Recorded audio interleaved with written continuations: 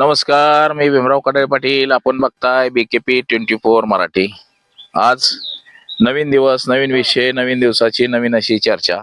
आज चर्चा घेऊन आलोय म्हणजे बघा, उद्धव ठाकरे गटाचे 6 खासदार फोडल्यामुळं एकनाथ शिंदेची मार्केटिंग पॉवर वाढलेली आहे आणि देवेंद्र फडणवीसांना चाप बसवण्याचा प्रयत्न हा एकनाथ शिंदे वारंवार करतायत आणि फडणवीसांपेक्षा जास्त ताकद ही एकनाथ शिंदेची केंद्रामध्ये वाढली, अमित शहा यांच्याकडे वाढली, मोदींकडे वाढली. हेही तितकंच खरं आहे. म्हणजे बार्गेनिंग पॉवर जी असते, ज्याला आपण म्हणतो राजकारणामध्ये जी धमक आणि ताकद आणि जी पॉवर म्हणतो, ती एकनाथ शिंदेची वाढलेली आपल्याला सध्या तरी दिसते. देवेंद्र फडणवीसांना मात देण्यात एकनाथ शिंदे यशस्वी ठरलेले आहेत. देवेंद्र फडणवीसांचं वजन जे दिल्ली दरबारी होतं ते काहीच कमी झालेलं आपल्याला दिसतंय. आज मी माझ्या शेतात आहे, डाळिंब तोडत आहेत लोक, शेतातच व्हिडिओ बनवतोय.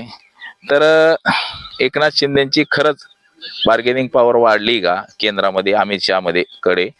आणि एकनाथ शिंदे देवेंद्र फडणवीसांना धक्का देऊन राज्याचे मुख्यमंत्री होत आहेत का? या सगळ्या गोष्टींची आज आपण चर्चा करणार आहोत. त्यासाठी हा संपूर्ण व्हिडिओ बघा, म्हणजे आपल्या लक्षात येईल की काय प्रकार आहे. आणि आपण जर चॅनलवरती नवीन असाल तर चॅनल सबस्क्राईब करावा ही सर्वांना विनंती. आणि चला चर्चेला सुरुवात करूया. बघा, राज्याच्या राजकारणात आणि देशाच्या राजकारणात नेहमी काही ना काहीतरी घडत असतं. आणि सध्या नरेंद्र मोदी आणि अमित शहा यांच्या डोक्यात आहे की 1/3 बहुमत NDA ला मिळवायचं आणि देशामध्ये आपल्याला जे हवे आहेत ते कायदे पारित करायचं आणि कायमस्वरूपी आपण सत्तेत राहायचं.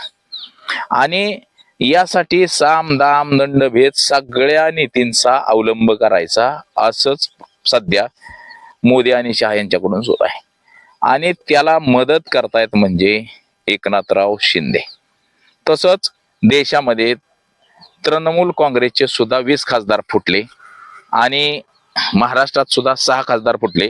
एकनाथ शिंदेचे पूर्वीचे 7 खासदार होते, राज्यामध्ये उपमुख्यमंत्री होते आणि सध्या ते 6 खासदार फोडून उद्धव ठाकरेंचे स्वतःच्या शिवसेनेत घेतल्यामुळे त्यांचे 13 खासदार झालेले. तर त्यांची मार्केटिंग पॉवर वाढलेली आपल्याला दिसते. तर एकंदरीत बघा, 2026 नुसार आजचे जे खासदार आमदार किती आहेत एकनाथ शिंदेरावांचे, आणि देवेंद्र फडणवीसांवरती कशी मात केली एकनाथ शिंदेनी. देवेंद्र फडणवीसांना वाटलं की उद्धव ठाकरेंची शिवसेना फोडायची आणि नेस्तनाबूत करायची आणि ते एकनाथ शिंदेच्या हातात द्यायचे आणि एकनाथ शिंदेना आपल्या कब्जामध्ये ठेवायचं, आपल्या ताब्यामध्ये ठेवायचं, असं जे देवेंद्र फडणवीसांना वाटत होतं ते काहीच सपशेल फेल ठरलेलं आहे. म्हणजे एकनाथ शिंदे यांना ओळखण्यात देवेंद्र फडणवीस हे अपयशी ठरलेत असं आपल्याला दिसतंय. म्हणजे देवेंद्रांना वाटत होतं की एकनाथराव काय आपल्या हाताखालचा बाहुला आहे, परंतु एकनाथ शिंदेने फडणवीसांच्यावर मात केली हे आपल्याला दिसतंय. बघा, 2024 ची जी लोकसभा निवडणूक झाली त्यामध्ये एकनाथ शिंदेचे 7 खासदार निवडून आले आणि आता उद्धव ठाकरे गटाचे 6 खासदार त्यामध्ये प्रवेश करणार आहेत. म्हणजे त्यांची संख्या आता 13 वरती जाऊन पोहोचलेली आहे. नरेंद्र मोदी आणि अमित शहांना कडे वजन वाढवणं म्हणजे बरचसं काही मिळणं असं आहे. एक देवेंद्र फडणवीसांचा राजीनामा घेऊन एकनाथ शिंदेना सुद्धा राज्यात मुख्यमंत्री करतील अशी सध्याची स्थिती निर्माण झालेली आहे. आता 6 खासदारांमध्ये कोण कोण गेलंय? ओमराजे निंबाळकर, भाऊसाहेब वागचौरे, नागेश पाटील आष्टीकर, संजय जाधव आणि संजय दिना पाटील आणि संजय देशमुख, ही सगळी मंडळी एकनाथ शिंदेच्या शिवसेनेमध्ये प्रवेश करणार आहेत. त्यांनी स्वतंत्र गट स्थापन केला आणि तो गट आता शिवसेना एकनाथ शिंदे मध्ये विलीन होणार आहे. म्हणजे एकनाथ शिंदे महाराष्ट्रामध्ये 2ऱ्या क्रमांकाचा पक्ष ठरलेला आहे. NDA मधला तो 1ल्या क्रमांकाचा ठरलेला आहे. जे अजित पवाराचा 1च खासदार आहे, भारतीय जनता पक्षाचे 9 खासदार आहेत आणि एकनाथ शिंदेचे मात्र 13 खासदार आहेत.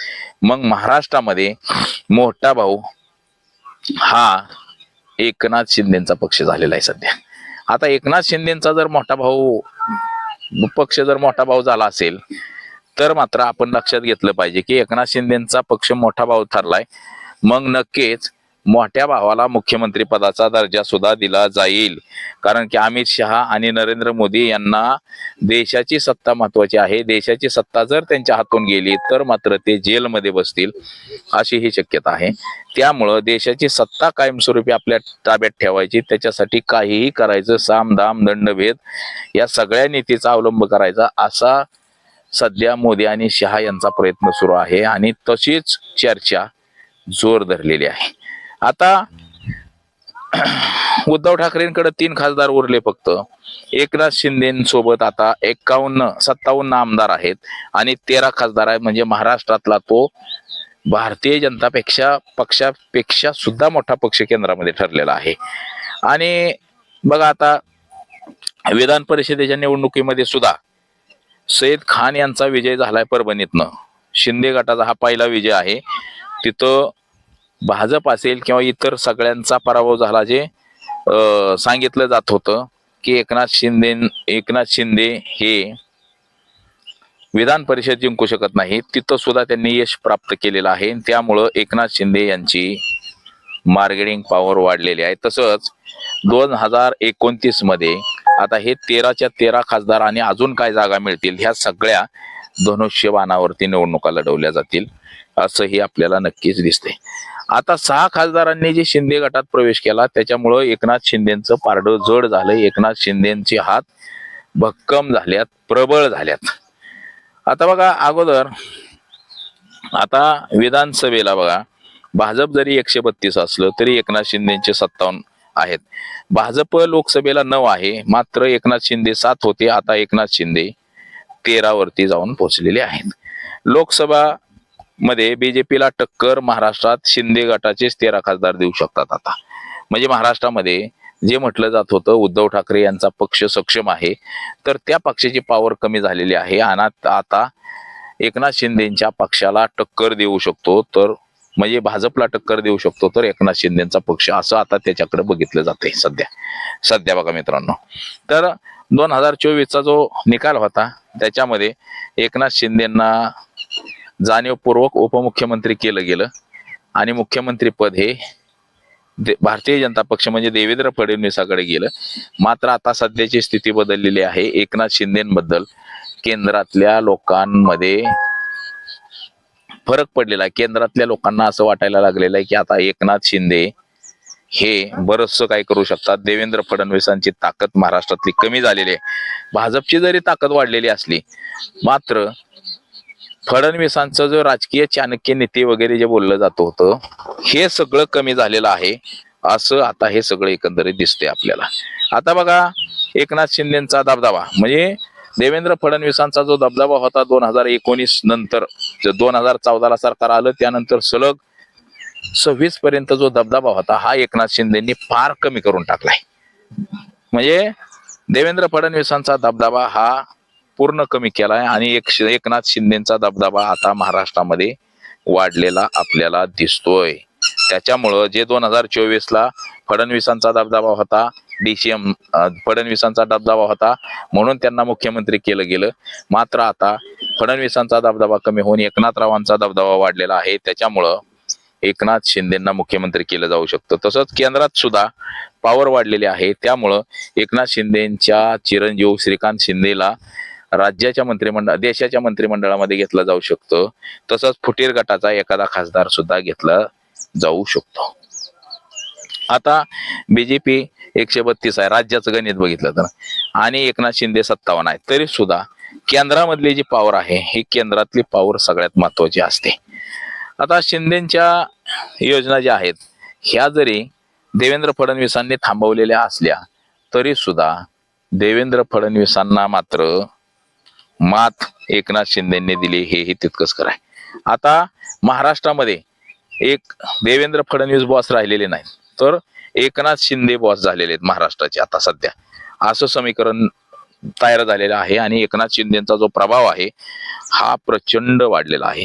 त्यातच बघा अब्दुल सत्तार यांनी म्हटलेलं आहे की एकनाथ शिंदेना महाराष्ट्र राज्याचं मुख्यमंत्री करा, देवेंद्र फडणवीसांना काढून टाका असं सुद्धा म्हटलेलं आहे. आणि त्याच्यावरती मुंबईमध्ये बैठक सुद्धा झाली भली मोठी अशी एकनाथ शिंदेच्या पक्षाची, आणि त्याच्यामध्ये एकनाथ शिंदेना मुख्यमंत्री करा असा सूर ह्या सगळ्यांनी आवडलेला दिसला आपल्याला. म्हणजे 24 नंतर आता केंद्रात सत्तेत किंगमेकर आहे एकनाथ शिंदेचा पक्ष. त्याच्यामुळे एकनाथ शिंदेच्या पक्षाला जास्त डिमांड आलेला आहे. आता शिंदे साहेबाचा पक्ष जो आहे याला जास्त डिमांड आलेला आहे केंद्रामध्ये. म्हणून महाराष्ट्राच्या राजकारणात सुद्धा बार्गेनिंग पॉवर ही एकनाथ शिंदेची वाढलेली आपल्याला दिसते.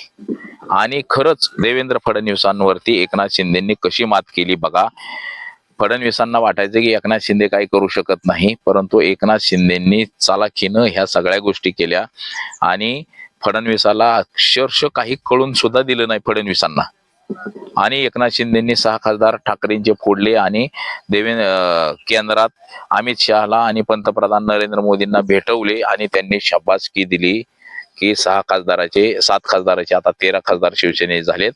मग महाराष्ट्रात शिवसेना मोठा भाव झालेला आहे आणि आता मुख्यमंत्री पद फडणवीसाचं काढून एकनाथ शिंदेंना द्या, अशीच चर्चा सध्या जोरदार धरलेली आहे. चर्चेनं धरलेला आहे मित्रांनो. तर बघा येणाऱ्या काळात सुद्धा राजकारण हे अतिशय रंगतदार होईल हेही तितकंच खरं आहे आणि त्याचं सुद्धा विश्लेषण असंच आपण वारंवार करत राहू आणि आपल्या समोर हे सगळं मांडत राहू.